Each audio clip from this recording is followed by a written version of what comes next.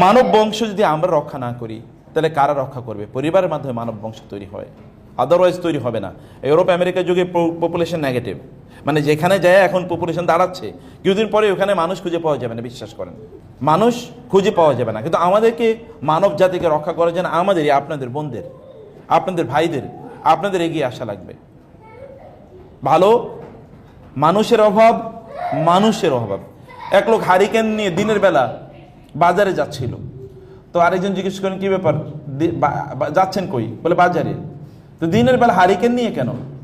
বলে মানুষ খুঁজতেছি। বলে বাজারে এত মানুষ, আপনি মানুষ দেখেন না? আমি তো একটাও মানুষ দেখি না, এগুলো সব দেখে অমানুষ। আমি তো মানুষ খুঁজতেছি হারিকেন দিয়ে। সত্যিকার মানুষের অভাব নাই বলেন তো? আপনি বলেন তো কয়টা মানুষের আপনি বিশ্বাস করতে পারেন? আপনি কয়জন মানুষের বিশ্বাস করতে পারবেন?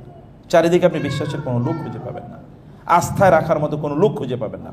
তাহলে মানুষের অভাব, এই মানুষগুলো আপনারা তৈরি করবেন। বোনেরা, আপনাদেরকে প্লিজ আমি একেবারে মনের গভীর থেকে আপনাদের জন্য দোয়াও করি, আপনি কিছু ভালো মানুষ বানান। আমাদের খুব ভালো মানুষের অভাব, খুব ভালো মানুষ আমাদের দরকার। আপনি সিদ্ধান্ত নেন, আমার সন্তানটাকে আমি ভালো মানুষ বানাবো, যেন তার সন্তানকে সে ভালো মানুষ বানায়। এরকম কিছু ভালো মানুষ কেবল পরিবারেই তৈরি হয়, কোথাও তৈরি হবে না। কোনো প্রোডাকশন হাউসে, কোনো ফ্যাক্টরিতে এটা তৈরি হবে না, এটা কেবল পরিবারে তৈরি হবে। আমাদের এই জন্যে পরিবার দরকার। পরিবারটা আমাদের সবচেয়ে বড় শিক্ষা প্রতিষ্ঠান, বিশ্বাস করেন, এর চেয়ে বড় কোনো শিক্ষা প্রতিষ্ঠান নাই, এর চেয়ে বড় কোনো শিক্ষা প্রতিষ্ঠান নাই। আপনার, আমি এর আগে বলেছি, আমার মা তো ক্লাস 2তে পড়েছে, উনি তো পিএইচডিও করেন নাই। এবং আপনার কয়েকদিন আগে দেখেছেন, আপনার অন্যভাবে নেবেন না বোনেরা, আপনার সন্তানদেরকে আপনারা অনেক শিক্ষা দেন, আমার তাতে কোনো আপত্তি নেই, বরং আমিও তো আমার সন্তানদেরকে পড়াচ্ছি। কিন্তু আপনি দেখেছেন কয়েকদিন আগে বাংলাদেশের পরিবার ব্যবস্থাপনা নিয়ে জানে এরকম সরকারি বিশাল বড় দায়িত্বশীল একজন ব্যক্তি বলেছেন, উচ্চ শিক্ষিতা মেয়েদের মধ্যে ডিভোর্সের হার বেশি। এটা আপনি দেখেছেন, যত বেশি উচ্চ শিক্ষিতা তত ডিভোর্সের হার বেশি। আমি বলছি এটা পজিটিভ আর নেগেটিভের কথা আমি বলছি না, আমি বলছি তাইলে শিক্ষাই যে কেবলমাত্র পরিবারকে রক্ষা করবে, ইস্যু না, আসলে এরকম না। যেমন আপনার মায়ের পরিবার কেমনে রক্ষা পাইল?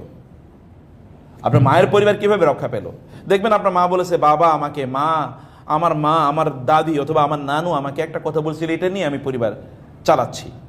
স্বামী এবং স্ত্রী তারা দুজনকে প্রচণ্ড ভালোবাসতেন, তো তিনি প্রচণ্ড অসুস্থ এবং তিনি মারা যাবেন এরকম একটা অবস্থা। তো তিনি তার স্বামীকে ডেকে বললেন যে, তোমার সাথে আমি তো মরেও যাবো হয়তোবা, তোমার সাথে একটু কথা আছে। কি? যে আমার আলমারিতে ছোট্ট একটা বক্স আছে, বক্সটা তুমি বের করে নিয়ে আসো। বক্সটা বের করলেন, নিয়ে আসলেন, নিয়ে আসার পরে বক্সটা খোলার পরে বলে দেখলো বক্সের মধ্যে 2টা বান্ডেল।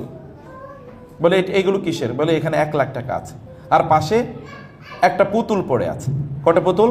একটা পুতুল পড়ে আছে, কাগজে, মানে কাপড় দিয়ে বানানো পুতুল। তো তিনি বললেন, এই টাকা কিসের আর পুতুল কিসের? বলে গল্প আছে। গল্প কি? বলে যে আমার যখন বিয়ে হয়েছে তখন আমার মা আমাকে বলে দিয়েছিলেন, স্বামীর সাথে রাগারাগি করো না, যদি কখনো রাগ উঠে স্বামীর উপর, রাগ তো উঠবে স্বাভাবিক, আর রাগ উঠলে বসে বসে পুতুল বানায়ও। উঠলে কি করবে? বসে বসে পুতুল, কাপড় দিয়ে, তখন তো কাপড় দিয়ে পুতুল পাওয়া যেত, পুতুল বানানো হতো, মেয়েরা বানাতেন, আমি দেখেছি। তো আমার বোনদেরকেও দেখেছি ওরা বানাতে। তো পুতুল বানিয়ে রাখো। তো এখন স্বামী তো ইমোশনাল, তার মানে তুমি আমার উপর জীবনে একবার রাগ করছো, একটা মাত্র পুতুল। বলে আরে না, আমি রাগ করে করে পুতুল বানিয়ে বিক্রি করিয়ে তো 1 লাখ টাকা জোগাড় করছি। সর্বশেষ রাগটা এখনো উঠে নাই, রাগ করে পুতুল বানিয়ে বিক্রি করে তো 1 লাখ টাকা জোগাড় করছি।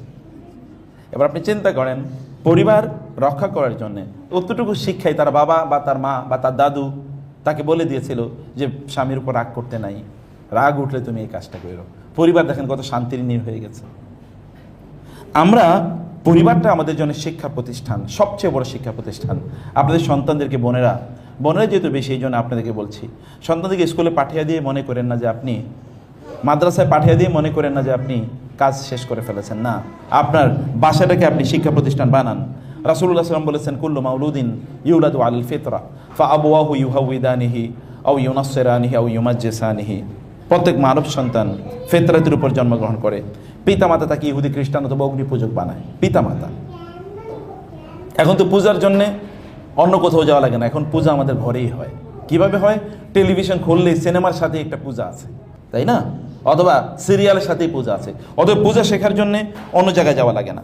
রাসূলুল্লাহ সাল্লাল্লাহু আলাইহি ওয়াসাল্লাম বলেছেন, মাসুলুল জালিসি সালেহ ওয়াল জালিসি সু কামা কাহামিরুল মিস্ক ওয়া নাফিখিল কির। রাসূল সাল্লাল্লাহু আলাইহি ওয়াসাল্লাম বলেছেন, একজন ভালো বন্ধু, আল জালিস মানে যে যার সাথে আমরা বসি, জালসা, জালাসা ইয়াজলিসু থেকে, যাদের সাথে আমরা উঠা বসা করি, এইরকম একজন ভালো যার সাথে আমরা উঠা বসা করি, তিনি মা হতে পারেন, তিনি বাবা হতে পারেন, তিনি ভাই বোন হতে পারেন, এরকম কেউ হতে পারেন, বন্ধু বান্ধব হতে পারেন বৃহত্তর সেন্সে।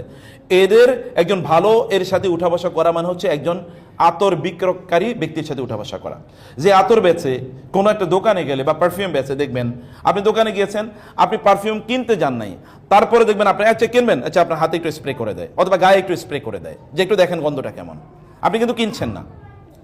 আপনি যদি কেনেন তাতেও কিনে নিয়ে আসলেন, আর না কিনলে শরীরে একটু লাগাই দেবে। আর যদি খুবই কৃপণ টাইপের লোক হয়, শরীর না লাগায়, তাহলে ওইখানে ঢুইকাতে কমপক্ষে একটু হাতের গন্ধ আপনার নাকে যাবে, এটুকু তো কমপক্ষে হবে যে সে ইয়ে করছে না, স্প্রে করছে না। আর অন্যদিকে হাঁপড়ওয়ালা, ওই যে কামার, এর কাছে যদি আপনি যান, তাহলে ওইখানে হয় ওর আগুনের ফুলকি একটু আপনার গায়ে এসে লাগবে। এই যে বিভিন্ন জায়গায় যে ওয়েল্ডিং দোকানের পাশে দিয়ে যখন আপনি যান, দেখবেন ওইখানে ও তো ওয়েল্ডিং করছে, এর কিছু একটা ফুলকি, আগুনের ফুলকি এসে হয় আপনার গায়ে লাগবে এবং আপনার জামা কাপড় কিছুতে আগুন পড়ে এটা পুড়ে যাবে। আর যদি সেটা না হয় কি, তাহলে ওইখান থেকে আপনি এই যে যাওয়ার সময় ও যে ওইখানে কাজ করছে, এই কারণে এখানে একটা ধোঁয়ার দুর্গন্ধ তৈরি হয়েছে, কমপক্ষে ধোঁয়ার দুর্গন্ধ আপনার নাকে আসবে, একটা না একটা ক্ষতি হবেই। আপনি আপনার পরিবারে আল জালিসি সালেহ নাকি আল জালিসা সু, আপনার পরিবারে আপনি কি উত্তম সঙ্গী? এটা কিনা আপনাকে উত্তম সঙ্গী, আপনি আতরওয়ালার মতো হতে হবে, যে আতরওয়ালা, আতর বের হয় এখান থেকে, বা আতরের গন্ধ এখান থেকে পাওয়া যায়।